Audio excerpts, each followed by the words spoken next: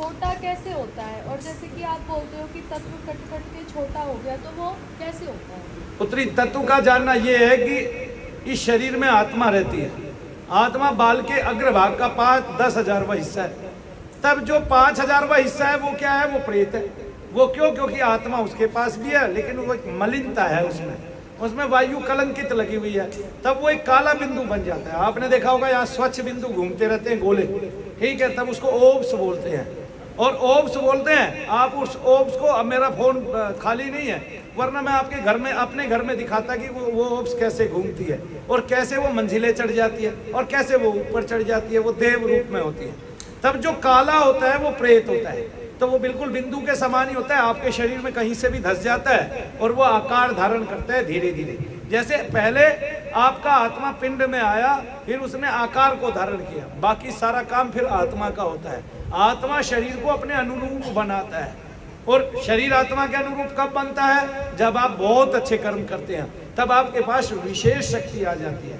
और उस विशेष शक्ति के कारण ईश्वर आपको बहुत सुंदर शरीर देता है, असुंदर शरीर देता है, और बहुत सुंदर मन देता है, असुंदर मन देता है। क्योंकि मन में स्वस्थता कब आती है? जब दीर्घ काल तक, दीर्घ अवधि तक, कई कई जन्मों तक क्या करते हैं? नाम जप करते हैं, या मंत्र जाप करते हैं, या विशुद्धि से रहते हैं। जैसे कोई सरलता से रहता है, किसी का बुरा नहीं चाहता, और जीवन में किसी का कमी सोचता नहीं है कि ये आदमी, और जब कोई दुख में आ जाता है तो किसी का मन पसीज जाता है, उसको ग्लानि होती है अपने जीवन पर, अपने जीवन के, अपना जीवन में ऐश्वर्य में जी रहा हूँ और जो है लोग जो है इस तरह पड़े हुए हैं, तब वो रह नहीं पाता। तब वो अपने पास से बहुत सारे भंडारे करता है, बांटता फिरता है, किसी को उठाता है, किसी की क्या कहते हैं उसमें पैसा लगाता है, सेवा में, किसी की शुश्रूषा में पैसा लगाता है, किसी की चिकित्सा में पैसा लगाता है, किसी का घर बनवाता है, किसी का कुछ करवाता है, किसी की छत डलवाता है, तब वो ऐसे कर्म करने लगता है। तो इस तरह से जो प्रेत है वो सूक्ष्म बिंदु है काला,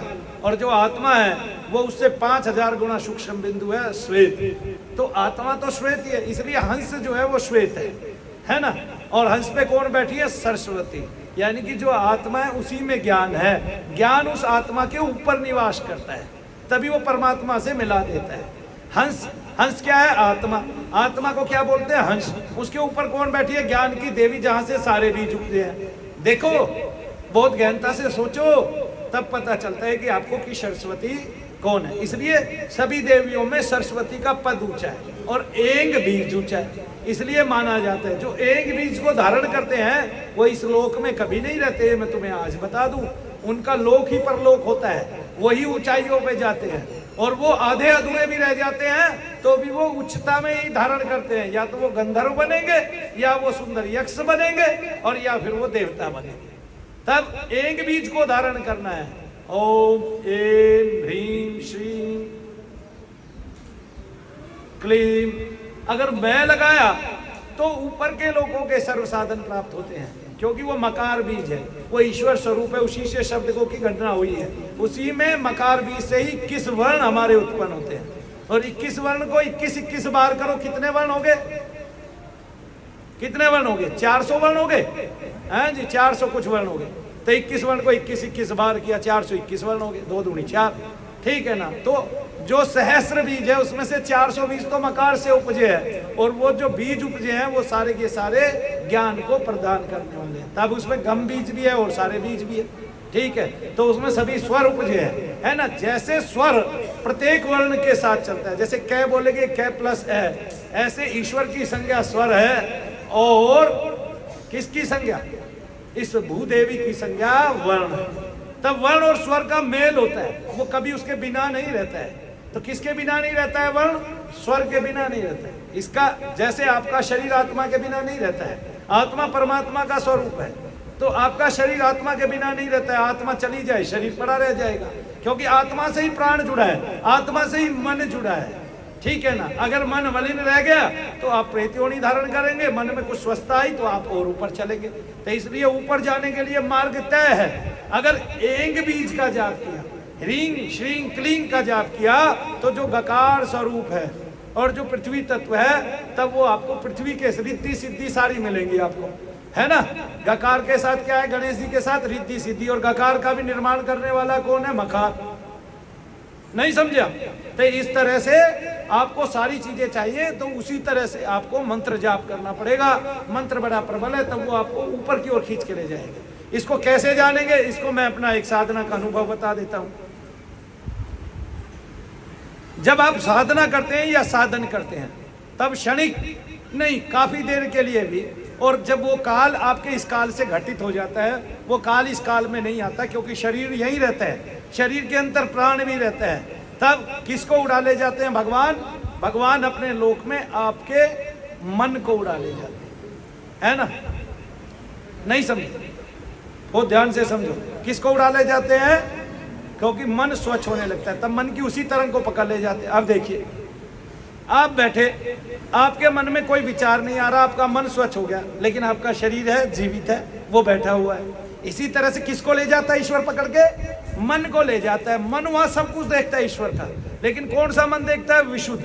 उसके जितने कण विशुद्ध होते जाते हैं, जितना वो विशुद्धता को धारण करता जाता है, उतना वो ईश्वर के पास चला जाता है। तो मन को क्या धारण कराना है? सत्व गुण। क्या धारण कराना है? सत्व गुण। अब आ रहा है समझ में कि भाई आप समाधि में चले गए, समाधि में ना मन है ना प्राण है, लेकिन शरीर है, प्राण है। कौन सा प्राण है? प्राण ऐसा प्राण है कि आप बहुत गर्मी पड़ रही है, गर्मी का तप है, छाया निरुपाय हो गई काया, अवरल बहती लूओं ने मुझको आके जगाया, है ना? निदाग बढ़ती जाती थी, ऊपर से बढ़ता लू का विघात, असहाय अकेला मैं ही था, देने वाला नहीं था कोई साथ। तो जब लू बढ़ती जाती है, मेरी एक कविता है, लेकिन जब लू बढ़ जाती है, फिर एक टाइम में गर्मी गर्मी पड़ती है, लू बंद हो जाती है। तब जब लू बंद हो जाती है तो क्या महसूस होता है कि कोई पत्ता नहीं हिल रहा। हम कहते हैं देखो, जैसे अभी कोई पत्ता नहीं हिल रहा उस पेड़ का, तो हम कहते हैं कोई पत्ता नहीं हिल रहा, हवा है ही नहीं। लेकिन हवा तो है, हवा नहीं होगी, हवा में ही प्राण का संचरण है, तो मर जाओगे। इसका मतलब क्या होता है? इसका मतलब हवा स्थिर हो जाती है। हवा तो मौजूद होती है सत्ता में, स्थिर हो जाती है, तब प्राण नहीं है, ऐसा नहीं है। लेकिन मन जब चला जाता है, विशुद्ध हो जाता है, तब क्या? तब वो मन ही नीचे से बैठ के समाधि में ऊपर ईश्वर के साथ खेला करता है, या आपके कहां पर? हृदय आकाश में बैठ के, चिदाकाश में उड़ के ईश्वर की महिमा को जानता है। तब वो मन ही है, मन ही जाता है ईश्वर के पास। जितना जितना मन विशुद्ध होता जाएगा, उतना ईश्वर खींचते जाएंगे। तब मैं सोया हुआ हूं और अचानक अर्ध जागृति आ जाती है, पता चल गया अंतर में कि मैं जाग गया हूं। तब आपके उस मन को पकड़ के कौन ले जाता है? ईश्वर ले जाता है। कैसे ले जाता है? कि जाग तो गया हूं, नीचे भी देख रहा हूं, लेकिन अब ऊपर चला गया। अब ऊपर चला गया तो वहां जाके देवता के दर्शन कर रहे हैं। देवता तो राहु है, लेकिन राहु भी कौन सा मामूली है? किसको हो रहे हैं राहु के दर्शन? मुझे तो लगता है नहीं भाई। ठीक है, खूब लोग तप करते हैं, जप करते हैं, थोड़ा सा भी दर्शन नहीं होता, पता ही नहीं चलता। लेकिन मनु भैया को अब राहु दिखाई दे रहे हैं, और इतने प्यारे दिखाई दे रहे हैं कि जैसे भगवान कृष्ण है।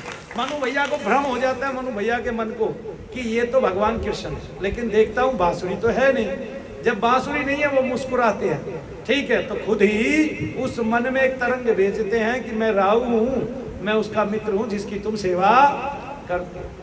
ठीक है, क्योंकि देवताओं को भी कलंक लग सकता है। क्यों? क्योंकि अगर कोई किसी की सेवा करता है तो उससे जुड़े हुए संपृक्त जितने देवता हैं वो उसको दर्शन देने लगते हैं। मुझे काले देवता ही दर्शन देते हैं, दर्शन दे रहे हैं, राहु दर्शन दे रहे हैं, शनि देव दर्शन दे रहे हैं।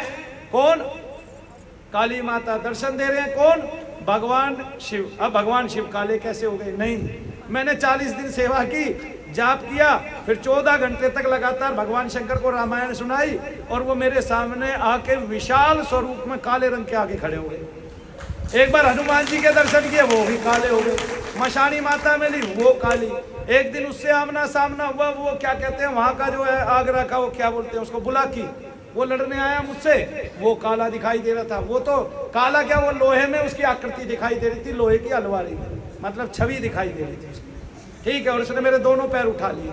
ठीक है, और ये वाले पैर नहीं उठाए, उसने मेरे सूक्ष्म पैर उठाए। लेकिन एक मंदिर में मेरे दोनों स्थूल पैर एक प्रेत ने उठा लिए थे, और वहीं से ये खेला चला कि वहां भगवान बचाने आए, उसको 2 हंटर लगे शनिदेव महाराज के, और मैंने उस दिन से लोगों के प्रेतों का नाश करना शुरू कर दिया, क्योंकि मुझे पता चल गया कोई बचाने वाला है।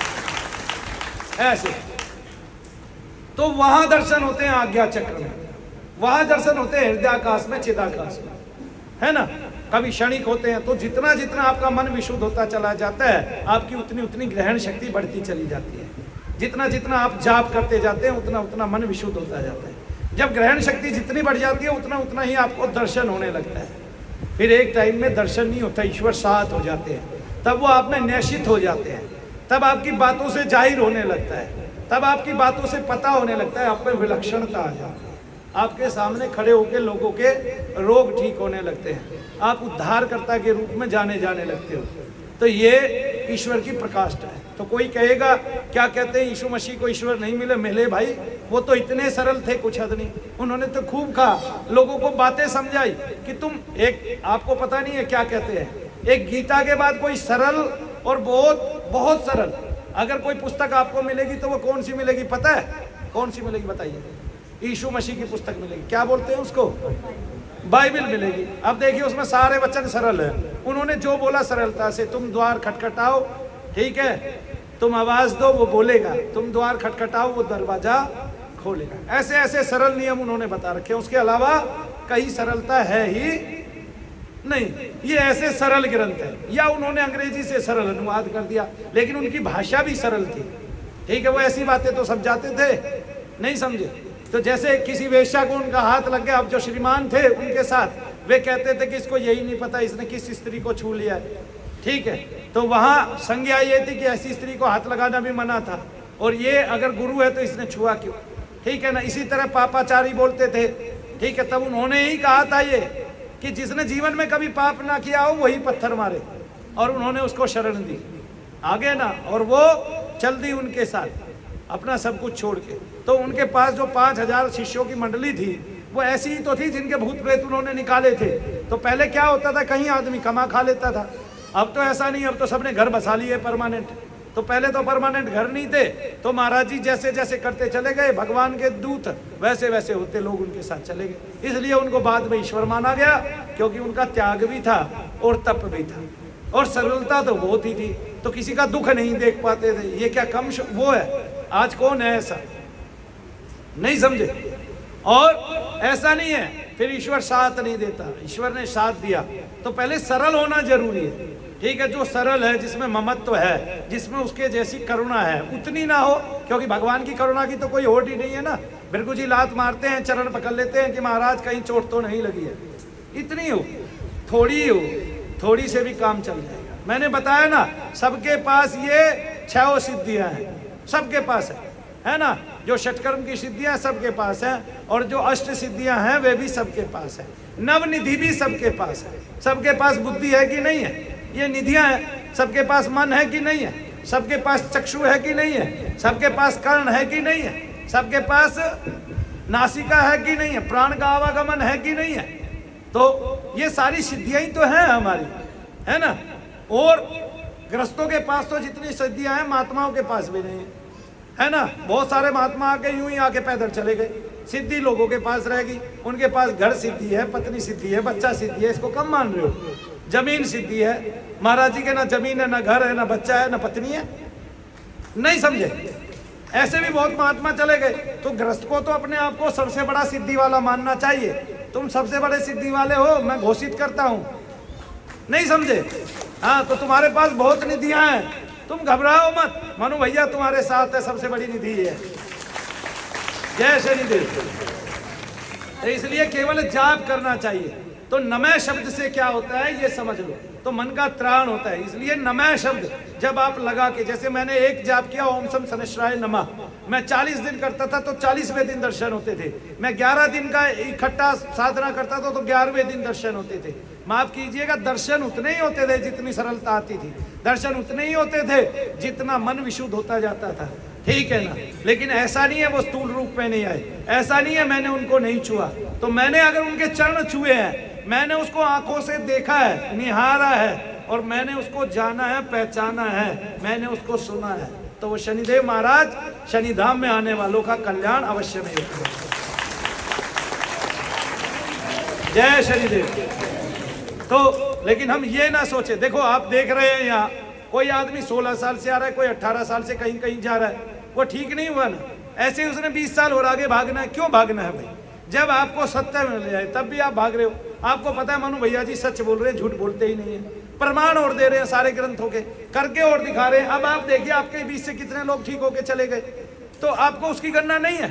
अभी यही क्या कम बात है, जैसे कल एक बहन आई, उस अपने पति के साथ आई, उसने क्या कहा, उसने ये कहा जी मैं 3 साल बिल्कुल ठीक रही।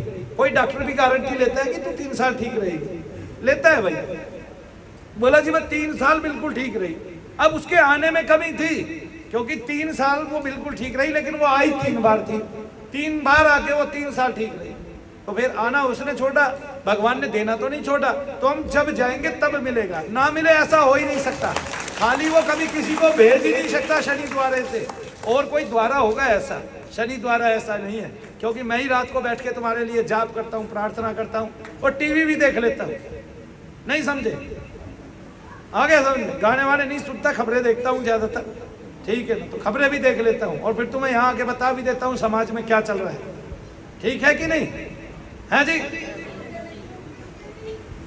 नहीं सोता हूँ, मेरे जैसा कोई सोता नहीं है। मैं तो जब सोता हूँ, फिर सवेरे जब आँख खोलता हूँ तभी उठता हूँ, बीच में ना उठता। मेरी नींद बहुत अच्छी है, ठीक है, क्योंकि मैं निश्चिंत होकर सोता हूँ।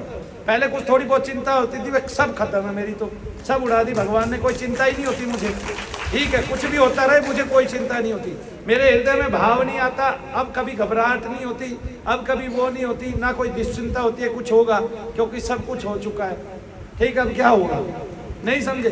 अब तो सर भी ओखल में है, पैर भी ओखल में है, और मूसल उसके हाथ में है। तो मारना उसने है, तोड़ना उसने है, सब कुछ उसने करना है। जब आत्मा का जागरण हो चुका है, जब सब कुछ हो चुका है, तो कबीर क्यों डरेगा भाई? फिर कबीर तो डरेगा नहीं, चाहे कोई राजा बुलाए और चाहे सल्तनत का कोई मालिक बुलाए। उसकी इच्छा है नहीं जाना तो नहीं जाना, उसकी इच्छा है आजा मिल ले तो मिल ले भाई। क्यों जी? तो ऐसे होता है। तो पहले हम अभिचार को जानते हैं, अभिचार में कभी जल्दी नहीं होती, जल्दी मिलो अभी मिलो ऐसा नहीं होता। हम यहाँ बैठ के जाप कर रहे हैं तो सबको ही लगता है, एक बार में कभी कोई ठीक नहीं होता, ये याद रखो। किसी की बहुत गहराई है तो कैसे जल्दी ठीक हो जाएगा? कम से कम ये सोचो, जीवन में इतनी घटनाएं हमारे साथ होती है, इतना दूषण हमारे साथ होता है, हम तब भी तो समय देते हैं। जब डॉक्टर कहता है अब यहाँ लौट जा 10 दिन, ठीक है, तब भी तो देते हैं, तब इमरजेंसी हो जाती है। लेकिन अभी हम समय नहीं दे रहे। क्यों नहीं दे रहे? क्योंकि हम चाहते हैं हमारे साथ इमरजेंसी हो, इमरजेंसी ना हो, इसलिए समय दीजिए। ठीक है, आप शनि धाम में आ गए, कितने लोगों की दवाइयां छूट रही है भाई? किस किस की दवाई छूट गई? हाथ उठाना जरा। जिनकी दवाइयां छूट गई हाथ उठाओ, दोनों हाथ ऐसे उठाने जिनकी दवाई छूट गई है। देखिए, तो इतने लोगों की दवाई कौन छुड़वाता है भाई? आगे ना समझ में? अब इतने लोगों की दवाइयां छूट गई, कम से कम कुछ पैसा तो बचा। मनु भैया घर नहीं बनाते, आपका घर मैंने नहीं बनाया, लेकिन आपका घर उसने बनाया, मेरी उस संकल्प ने बनाया जिसने आपकी दवाइयां छुड़वा दी और आपको रोशनी में ला दिया। अब दवाइयां बच रही हैं आपकी 15,000 20,000 रुपए की महीने की, तो क्या हो गया? आपका 1-2 साल में घर बन जाता है। सब लोग घर ले रहे हैं मनु भैया के यहाँ के, मुझे बनाने की जरूरत नहीं पड़ रही, मैं घर ऐसे बनाता हूँ। ठीक है, समझे भाई? मेरे पास पैसा नहीं बचता। अब क्यों नहीं बचता था पैसा? ध्यान से सुनिए, घर में एक आदमी बीमार था, उसको 5 लेके चल रहे थे। अब यहाँ एक लड़की आ गई, जैसे यही आ गई, अब इसके घर वालों को इसकी चिंता नहीं है, भैया जी के वहां रह रही है। पहले क्या हो रहा था, इसको साथ लेके चल रहे थे तो उनका समय भी खुट रहा था, उनकी नौकरियां भी जा रही थी और पैसा गड़बड़ हो रहा था। अब ना उनको बच्ची की चिंता है, वहां ठीक रह रही है, पहले से ठीक रह रही है, रोज उसकी कोई ना कोई चीज कट रही है, घट रही है, और क्या कहते हैं वो भी हो रहा है, योग भी हो रहा है, जमा पूंजी बची रह जाती है। नहीं समझे? पता नहीं चलता है। महीने के कोई आदमी लाख रुपया उसमें लगा देता है, उसको पता ही नहीं चलता है। होता है, शरीर में अभिचार है। देख नहीं रहे मैं डॉक्टरों के कितने खुलासे कर रहा हूँ? क्यों कर रहा हूँ? क्योंकि उन्होंने जाना ही नहीं आदमी के अंदर क्या है? अरे भाई तू मशीन बना हुआ है, ये तो पूछ ले, तू 18 साल से इसको माइग्रेन की दवा दे रहा है कि क्यों ठीक नहीं हो रही है? भले आदमी पशु भी ये कह देगा एक बार जाके, क्या कहते हैं भाई तू अपना कहीं और इलाज करा ले, और तू इसको छुए जा रहा है, क्या कहते हैं दिए जा रहा है दवाइयाँ, है जी? अरे भाई क्या चमत्कार करेगा इसके जीवन में? ये चमत्कार करेगा कि ये आदमी तेरे कारण मर गया, गरीब होके, कंगाल होके। ये चमत्कार कर रहे हैं आज के चिकित्सक। ये चमत्कार हमें नहीं चाहिए। भारत की 80% जनता बिल्कुल भिखारी हो चुकी है, इसके कारण, केवल चिकित्सा के कारण। सही मायनों में सही चिकित्सा नहीं होगी तो बर्बाद हो जाएंगे हम। क्यों? क्योंकि चिकित्सक को सोचना चाहिए, चिकित्सक की दशा हमेशा सोचनी होती है। मैं भी बहुत सोचता हूँ और किसी के लिए रोता भी हूँ, आंख में आंसू भी भर आते हैं, किसी केस को घर पे जाके सोचता हूँ। तब तुम यहाँ दिन में तो मिल लेते हो मेरे को, लेकिन मेरी रात की अस्वस्थता ये होती है, मेरी बेचैनी, कि वो केस कैसा है, भगवान उसका बुखार उतार देना। नहीं, जैसे कल वो देखी उसका 30 किलो वजन नहीं रह रहा, खून उसमें लगता नहीं है, ठीक है। कहाँ गई वो बहन जी? बाहर है, जिसको कल देखा था। हाँ, तो अब चिंता तो होती है ना कि भगवान इसका खून बना दे, इसको ठीक कर दे। अब उसको उसने बताया खड़े हो गए मुझे अब बुखार नहीं है, तो मेरी तो आधी टेंशन तो वैसे ही खत्म होगी, ठीक है। और अब उसके कुछ दर्द कम कम कम होते चले जाए तो मेरी पूरी टेंशन कम होगी। नहीं समझे? अब फिर अब देखिए, मान लिया एक बहन को यहाँ स्तन के ऊपर यहाँ पे गांठ हो गई, आज मैंने उसको देखा था, यही तो है वो केस, यहाँ पे गांठ हो गई। अब उस गांठ में दर्द नहीं रहा, दर्द के कारण वो डॉक्टर के गई, जब दर्द ही नहीं है तो कैंसर कैसा? नहीं समझे आप? और जब आप इतनी सी गांठ है उसको कैंसर के लिए चेक कर रहे हैं तो पूरी गांठ साथ साथ निकाल दीजिए ना। नहीं समझे भाई? भाई वो गांठ तो निकाल दो, आप टेस्ट कर लेना, गांठ को पूरी को निकाल दो। भाई इतनी सी तो गांठ है, छोटी सी, उस गांठ को नहीं निकाल रहे, उसमें से भी कुछ ले रहे हैं। अब तेरा चेकअप कराएंगे, तुझे कैंसर हो गया। अरे भाई वो गांठ है, उस गांठ को निकाल दो। कैंसर का चेकअप कर दिया, कैंसर है, बाद में चेक कर लो ये एरिया कितना है, देखो भाई कितने दिन स्वस्थ रहती है। बोला जी कैंसर फैल गया, बाद में तो फैलेगा, गांठ तो निकल गई, मूल तो निकला कैंसर का कुछ, अभी तो वो छोटी है, जब बड़ी होने की वेट करेंगे वो उसको, है। तो देखो विद्याओं में कमी है, चिकित्सा में कमी है। अब उसको दर्द नहीं है तो इसका मतलब कैंसर नहीं है, दर्द के कारण ही तो तुम्हारे पास गई थी, अब दर्द ही नहीं है तो कैंसर नहीं है। ऐसी गांठ तो मनु भैया के शरीर में एक है, एक मेरे शरीर में, और बहुतों के बहुत सारी होती है। किसी के शरीर में गांठ है कहीं पड़ी है? देखो क्या गांठ है आपके पास? एक ही आपके पास है, मेरी एक कमर में, तुझे क्या है? 2 है, घूम रही है, कहीं कहीं ऐसे लगाती है, ऊपर नीचे सरक जाती है। हाँ, क्या है? 5 है। किसी किसी के शरीर में यहाँ भी है, यहाँ भी है, यहाँ भी है, यहाँ भी है, यहाँ भी है, एक एक हाथ पे 3-3 निकल आती है। वे कुछ नहीं करती, उससे थोड़ी ना मरता है आदमी। अब उनमें सब में कैंसर हो, लेकिन है तो गांठ में ही, बाहर ना हो, कोई दिक्कत नहीं है। तो पहले आप गहराई से चेक करो, और फिर जब आपने गांठ निकाल दी तो पूरी निकाल दो। भाई पूरी निकालने में क्या दिक्कत है? आप निकाल पा रहे हो उसको? नहीं समझे? तो कई बार मेडिकल क्षेत्र में बहुत खामियां हैं हमारे इसमें बहुत विदाउट एनओसी के बहुत सारे अंग बदले जाते हैं। इसमें रोजाना इतने घपले होते हैं कि इतनी तो चोरियां भी नहीं होती भारत में। नहीं समझे? और जितने मेडिकल असुविधाओं के कारण लोग मर रहे हैं हॉस्पिटल में जाके, उतने ना मरते हैं एक्सीडेंट में भी। आप देख लो, बहुत सोचनीय दशा है इस चिकित्सा की, और इतनी सोचनीय है कि ये दम भरते हैं, हम 2 बूंद में पोलियो खत्म कर देते हैं। लेकिन मैं ये कह रहा हूँ, इन्होंने इतने डिसेबल बच्चे पैदा कर दिए, माँ के गर्भ में बच्चों को दवाइयाँ दे दे के कुछ हद नहीं, कि उनकी गिनती नहीं है आज। ठीक है ना? जय शनिदेव सबको। यज्ञ का समय हो गया है, हम लोग यज्ञ भूमि पर प्रस्थान करेंगे। आप सब भी यज्ञ भूमि पर चलिए और वहाँ पर आपका सबका यज्ञ होगा। जय शनिदेव।